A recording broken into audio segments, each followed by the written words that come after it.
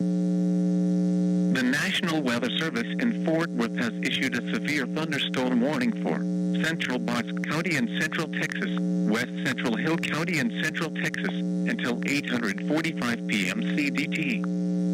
At 7:47 p.m. CDT, a severe thunderstorm was located over Meridian, or 12 miles northwest of Clifton, moving northeast at 25 miles per hour.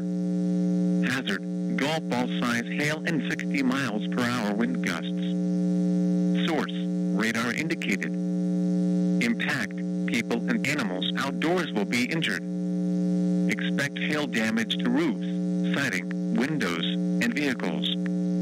Expect wind damage to roofs, siding, and trees.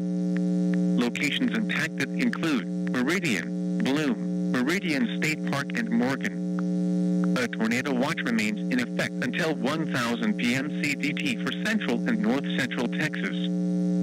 For your protection, get inside a sturdy structure and stay away from windows.